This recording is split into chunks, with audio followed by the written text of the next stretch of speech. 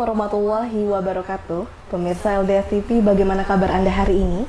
Semoga selalu sehat dan senantiasa semangat dalam menjalankan aktivitas di hari ini. Senang sekali rasanya bisa jumpa kembali bersama Salwa dalam dialog khusus. Pemirsa, sebagaimana kita ketahui bahwa pandemi COVID-19 memberikan dampak yang sangat besar terhadap berbagai sektor. Dan saat ini kita tengah berada dalam masa recovery pasca pandemi COVID-19. Dan DPRD memiliki peran yang sangat krusial dalam pemulihan pasca pandemi. Dan tema hari ini kita akan membahas mengenai kendala yang dihadapi DPRD Kota Metro dalam menghadapi pasca pandemi COVID-19.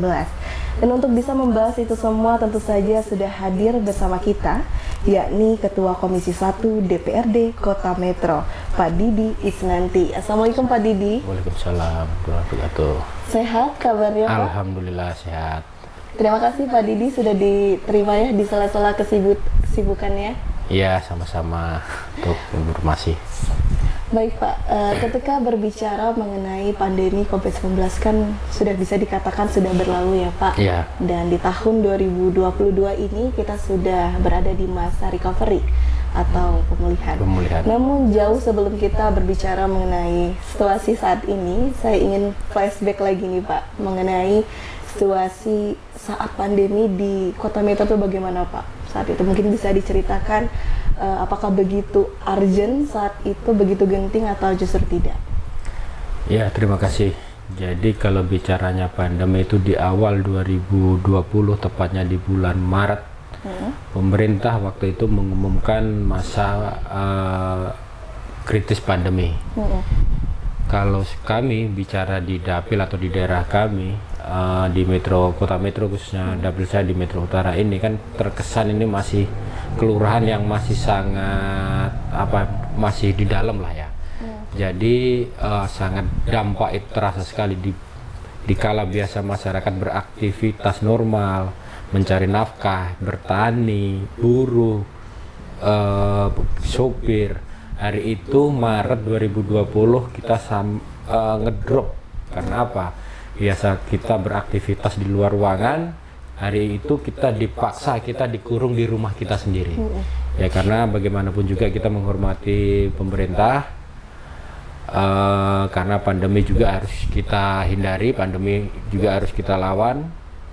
Ya waktu itu ya sempatlah, artinya yang biasa kita beraktivitas di luar ruangan, langsung kita di posisi kita sekarang ini ya, artinya biasa beraktivitas kita dikurung dalam rumah sendiri, rasanya itu kayak apa? Tapi artinya ya memang kita menghormati sebuah keputusan untuk diri kita sendiri, untuk kemanusiaan juga, untuk anak-anak kita juga. Nah disitulah tapi ada dampak positifnya yang tersirat dalam situasi seperti itu. Kita dipaksa untuk berpikir moderat, kita berpaksa untuk berpikir maju. Yang biasanya kita bekerja di luar ruangan, kita hari ini seperti dampaknya hari ini kita sudah bicara digitalisasi. Itu dampak dari pandemi yang ada kemarin. Benar sekali. Jadi mau tidak mau masyarakat dan pemerintah juga dipaksa untuk bisa beradaptasi kegiatan baru. Iya. Kemudian bagaimana Pak berbicara mengenai tata kelola pemerintahan? Apakah sempat panik saat itu karena ada perubahan ya, transisi dari yang sebelumnya kita harus bisa bertemu fisik ini digital? Ada perbedaan yang signifikan tidak di situ? Ya jelas lah. Kalau biasa kita dari DPR itu biasa kita turun ke masyarakat, kita lihat kondisi, lihat situasi. Hari itu kita jangankan kita mau keluar, kita juga nggak boleh bepergian. Artinya pengawasan kita hanya sekedar dari pengawasan kontrol jauh. Bahkan anggaran pun biasanya kita untuk masyarakat, UMKM, untuk infrastruktur, hari itu kita refocusing untuk kegiatan masyarakat. Itu. Dan saat masa pandemi DPRD Kota Metro bagaimana, jauh lebih sibukkah untuk mengatasi dan lain sebagainya, atau justru lebih bernafas malah? Iya. Atau tidak? Kalau fungsi kita sih tetap ya. Justru dari situ kan makanya itu kita dipaksa dari kebiasaan lama yang kita turun langsung, di situ kita dipaksa untuk refocusing, artinya dari anggaran yang biasanya kita untuk arahkan infrastruktur, arahkan untuk kegiatan UMKM yang lain-lain, kita hari itu dipaksa untuk refocusing untuk membantu masyarakat dalam masa pandemi. Benar sekali, karena dari usaha juga harus ekstra ya Pak, Iya. bukan sebagai ajang karena hanya kerjanya di rumah jadi bermalas-malasan, justru tidak, kerjanya lebih ekstra. Fungsi kita malah Malah- waktu itu saat itu ini refocusingnya itu yang agak ini, karena ya itu kembali lagi anggaran yang harusnya bisa dinikmati oleh rakyat banyak hari itu cuman untuk kegiatan yang sifatnya untuk membackup di masa pandemi. Karena kesehatan yang Iya, paling karena prioritas kesehatan ya. itu lebih penting, kemanusiaan ya. Jadi sehingga dengan adanya refocusing itu, apakah bisa disimpulkan di masa-masa pandemi, khususnya di kota metro, banyak target yang tidak mencapai? Ya jelas. Jelas sekali ya. Jelas sekali Itu banyak bagaimana? target kita nggak ada yang tercapai Malah justru tidak ada yang iya, tercapai. karena anggaran itu kita refocusing untuk kegiatan mengantisipasi COVID itu. Penanganan. Apa yang paling terasa tuh Pak ketika tidak tercapai dan masalahnya tuh hingga saat ini masih ditata kembali akibat pandemi? Yang saya tadi katakan infrastruktur, artinya infrastruktur harusnya hari ini kita udah nggak bicara lagi infrastruktur, hari ini kita bicara program, hari ini kita bicara kemajuan, tapi kembali lagi hari ini kita mundur. Mundurnya karena pasca pandemi itu kita kembali lagi hari ini harusnya sudah bicara go itulah ya untuk metro yang lebih smart hari ini, tapi karena pandemi itu kita masih berkutik sama yang namanya infrastruktur yang belum berkesudahan. Jadi saat ini hal tersebut yang jadi prioritas ya Iya. pasca pandemi. Baik, kemudian kita maju lagi di tahun 2022 ini sudah pemulihan ya, Iya, udah. Pak ya, pasca pandemi. Bagaimana ceritanya? Apakah justru DPRD giat-giat yang dilakukan jadi jauh lebih bernapas karena sebelumnya sibuk, atau justru tidak? Mungkin bisa diceritakan situasi saat ini. Iya, kalau sekarang ini kan kita mengejar ketertinggalan pasca pandemi kemarin, ketertinggalan kita banyak PR-PR yang program-program pemerintah yang belum dilaksanakan. Di 2022 inilah kita sudah mulai, dan 2023 kemarin juga kawan-kawan dari Badan Anggaran DPRD Kota Metro juga sudah menyesuaikan anggaran, bahwasanya anggaran yang kemarin kita berfokus untuk refocusing kita benar-benar arahkan untuk kegiatan yang sifatnya sekarang menunjang untuk pembangunan Kota Metro. Selain infrastruktur, pendidikan, kesehatan, juga ya artinya pertanian, irigasi juga sudah kita mulai lagi ini kita tata yang mana yang jadi program prioritas kita support ke sana anggaran ini hari ini. Support ke sana anggaran Iya. dan anggaran sudah mulai difokusin ke sana ya. Iya, hari ini kita mengejar ketertinggalan lah. Oke, kalau gitu nanti kita masih membahas ya Pak mengenai pembangunan yang ada di Kota Metro. Tapi setelah jeda pariwara berikut, untuk pemirsa jangan kemana, tetap di Dialog Khusus.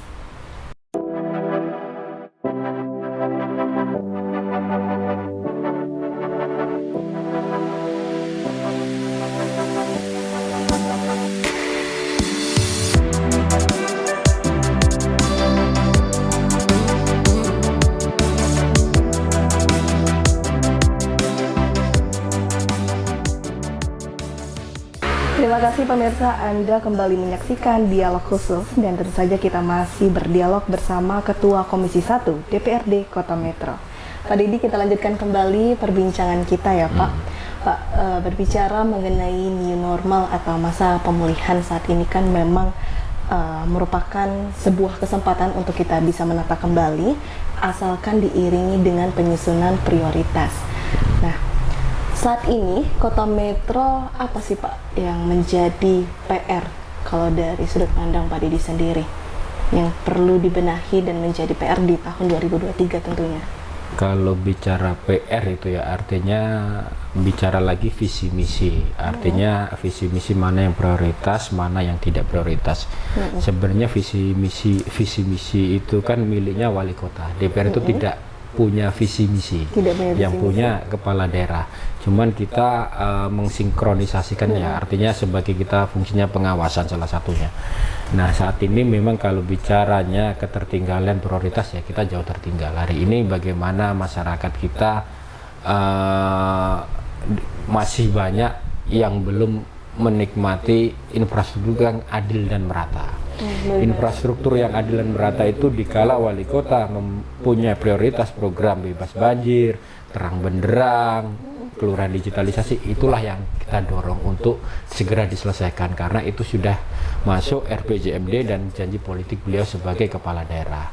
Dan fungsi kami hanya mendorong dalam hal pengawasan kami melalui lembaga DPRD Kota Metro, selesaikan apa yang jadi prioritas Pak Kepala Daerah hari ini. Menjadi kepala daerah. Iya. Dan saat ini bagaimana Pak secara spesifik yang tengah dilakukan DPRD untuk bisa mendorong Ya, kami hari ini mulai mengawal dari mulai kebijakan. Kebijakan di anggaran, kebijakan setelah anggaran, dan kebijakan setelah pelaksanaan ini kami kawal terus ya, supaya jangan sampai apa yang menjadi program prioritas, apa yang dibutuhkan rakyat ini tidak terselesaikan gitu loh. Hari ini kami kan bicaranya untuk kepentingan masyarakat bersama, untuk kepentingan warga Metro, khususnya untuk kepentingan keseluruhan Kota Metro. Baik. Dan kalau kita spesifikkan masalah apa nih Pak yang tengah dihadapi atau diperjuangkan, kalau kita bicara infrastruktur mungkin di titik mana yang saat ini sedang diperjuangkan? Kalau saya ada di Dapil Metro Utara lah ya, kalau di Dapil Metro Utara jujur aja kami banyak infrastruktur yang sampai banyak yang tertinggal, khususnya di drainase. Itu pertama. Kedua kali ada satu kelurahan kami tempat daerah pembuangan akhir sampah. Itu masyarakat di sana selalu mengeluh. Mengeluhnya mulai dari kondisi akses infrastruktur masuk ke TPAS, dampak dari TPAS, dan pola-pola yang diterapkan di TPAS itu, karena bagaimanapun juga warga di sana sangat berdampak terhadap kesehatan masyarakat setempat. Nah, itu kami lagi mendorong juga pemerintah dalam hal ini khususnya wali kota untuk membuat set plan dalam hal penanganan sampah. Bukan hanya sampah yang ditangani, tapi dampak ke warga juga harus terselesaikan juga gitu loh. Dan setelah DPRD khususnya Komisi 1 DPRD Kota Metro turun melihat situasi tersebut dan dianalisa, sebenarnya masalah tersebut disebabkan apa? Apakah karena ada kelalaian dari OPD terkait atau justru tidak? Kalau dari kacamata Pak Didi sendiri, kalau bicara kelalaian saya nggak mau menjawab lah. Artinya memang dalam hal penanganan sampah ini juga kan tidak sederhana. Banyak faktor, banyak hal yang harus kita perhatikan. Dan memang hari ini kalau bicaranya dampak dari yang ditimbulkan itu karena kurangnya, pertama memang kurangnya alat berat dan kurangnya perhatian, khususnya itulah kurangnya perhatian dari wali kota. Dari wali kota. Intinya kan ini suatu program berjalan dikala kebijakan itu direalisasikan. Realisasinya bagaimana? Pertama ada anggaran disediakan, kedua kalinya ya namanya kebijakan itu pasti harus butuh namanya perintah wali kota untuk menyelesaikan disertai dengan anggaran. Kalau itu tidak diselesaikan, apalagi setengah-setengah, ya tidak akan selesai kan gitu. Kebijakan itu. Dan dari DPR Kota Metro sudah mengkomunikasikan? Iya, kalau DPRD Kota Metro hari ini memang kita bukan hanya mengkomunikasikan, kita mendorong selesaikan. Selesaikan apa yang jadi kebijakan, apalagi ini menyangkut Kota Metro dan menyangkut kehidupan masyarakat yang di sekitar TPAS ini. Benar. Dan respon pihak terkait bagaimana Pak? Pada hal yang positif atau belum ada tanda-tanda? Hari ini jujur kami pribadi, waktu kemarin di Badan Anggaran saya pertanyakan masalah set plan-nya. Hari ini katanya masih dibuat set plan-nya. Masih dibuat. Jadi masih dalam tahap proses ya? Iya, kita tunggu aja. Kita nunggu hasil dari tim DAPD itu untuk membuat master plan atau set plan-nya untuk penanganan sampah yang ada di Kota Metro itu seperti apa. Kalau memang memuaskan pasti kita dorong dong. Tapi kalau belum memuaskan kita akan evaluasi, kita juga akan memberi masukan juga ke mereka gitu. Baik, asalkan DPRD Komisi 1 ya khususnya akan terus selalu melakukan kontrol ya Pak, pengawasan diperketat di situ. Sebenarnya kalau kontrol itu untuk di lingkungan hidup khususnya TPS itu ada kebijakannya, ada di mitranya di Komisi 3. Komisi 3. Tapi kan karena saya sebagai juga ada di Badan Anggaran dan dapil saya sendiri yang kebetulan ada TPAS ya, saya juga ikut bertanggung jawab. Jadi tidak serta-merta TPAS itu adalah mitra dari Komisi 3, itu tidak, tapi tanggung jawab kami semua, khususnya kami di dapil yang ada itu. Karena ketika kita berbicara mengenai kesejahteraan masyarakat, kenyamanan masyarakat itu menjadi tanggung jawab Kita semua. Khususnya DPRD Kota Metro ya, Iya. Pak ya. Pak, tadi kita sudah berbicara secara tidak langsung kita sudah bicara mengenai salah satu fungsi ya dari DPRD pengawasan. Dan kalau kita spesifikkan mengenai fungsi legislasi ya Pak, Legislasi. Perda, secara konsep dan praktek kan memang Perda ini memiliki kedudukan yang penting ketika berbicara mengenai pelaksanaan pemerintahan daerah. Dan saat di masa pandemi, partisipasi publik kan menjadi salah satu isu yang dibicarakan juga dalam masukan-masukan Perda. Bagaimana setelah pasca pandemi untuk partisipasi publik dalam masukan Perda, apakah sudah digiatkan kembali? Ya kalau secara legislasi fungsi kita lah ya, artinya memang itu memang tertuang dalam tatip kami di DPRD Kota Metro, tentu saja. Artinya memang sebelum pandemi, pasca pandemi, hari-hari ini pun kami juga tetap yang namanya legislasi gitu tetap kita lakukan.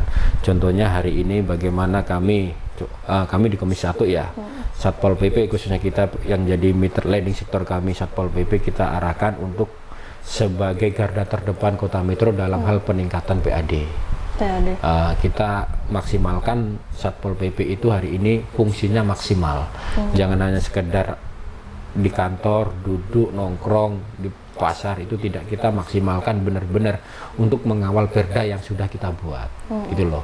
Satpol PP hari ini kita perintahkan, kita ajak kerjasama. Satpol PP itu bekerja sama dengan Dinas PU, BPPRD, Dispenda, dan dinas-dinas lain untuk menggali potensi PAD kita yang banyak kecolongan.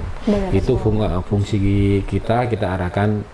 Di salah satunya kita memerintahkan Satpol PP untuk mengawal perda di Kota Metro. Perda di Kota Metro. Ya. Dan nanti kita lanjutkan kembali perbincangan kita mengenai perda di Kota Metro. Dan untuk pemirsa jangan kemana, karena kita akan masih berdialog bersama Komisi 1 DPRD Kota Metro di Dialog Khusus.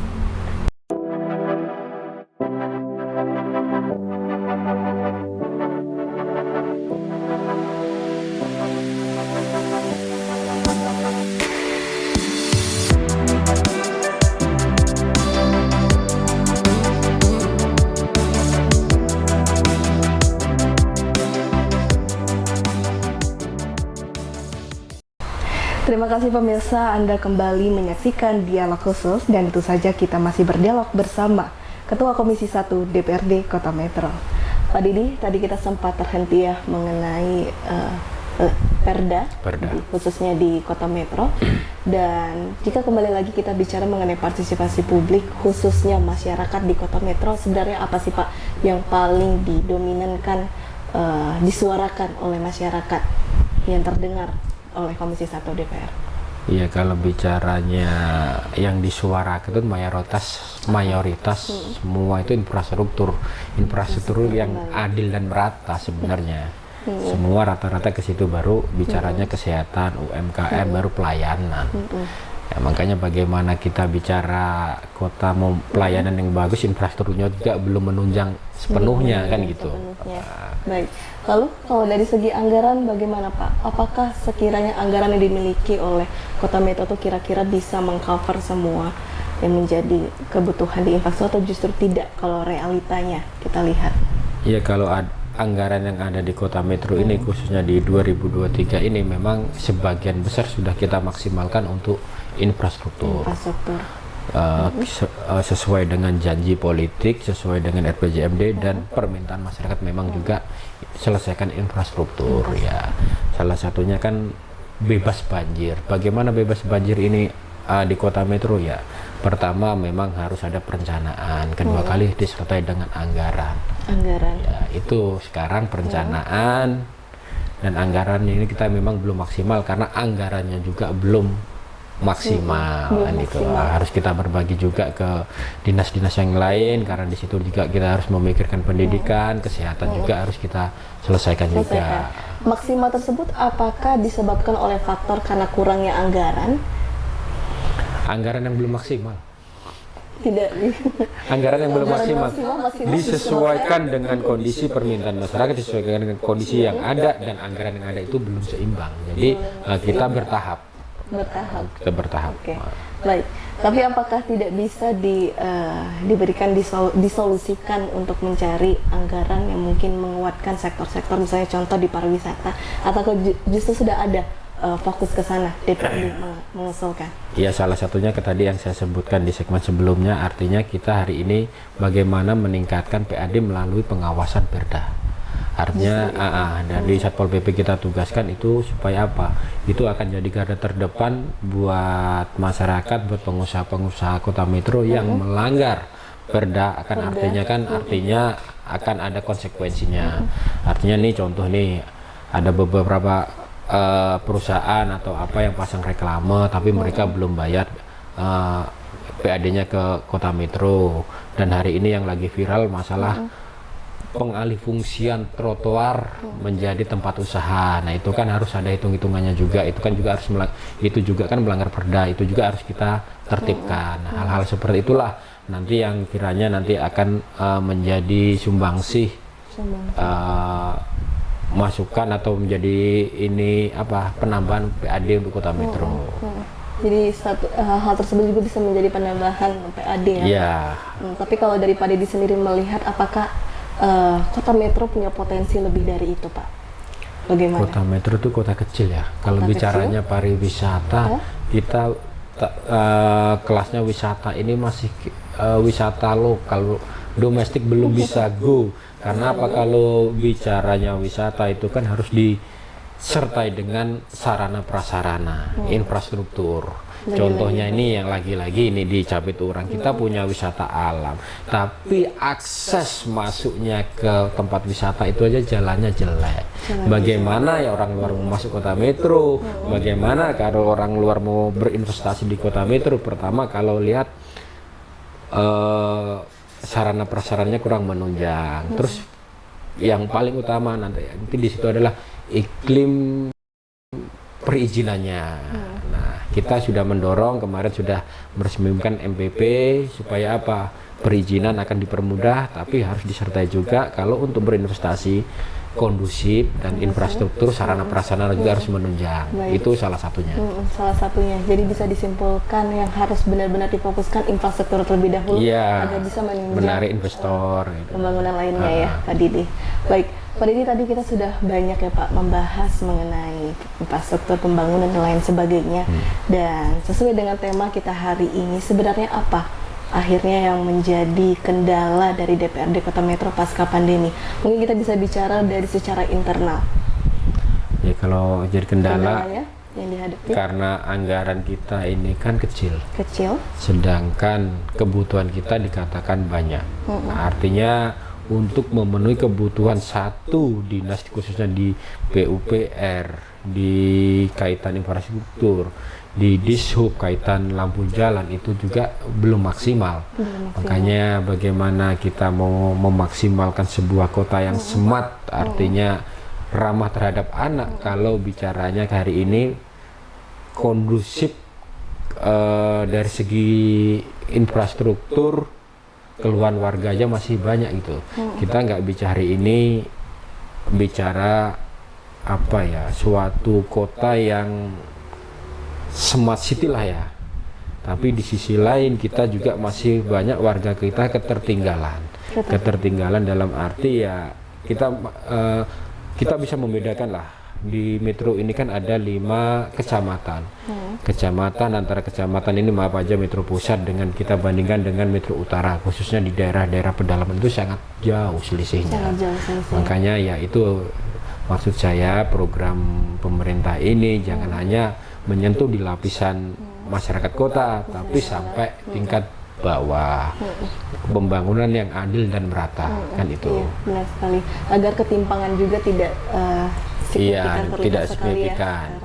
Saat ini kan ya ini contoh nih ya, banyak mengaku petani, tapi petani hari ini tidak punya lahan, tidak punya sawah, cuman jadi buruh tani. Nah, ini kan solusi.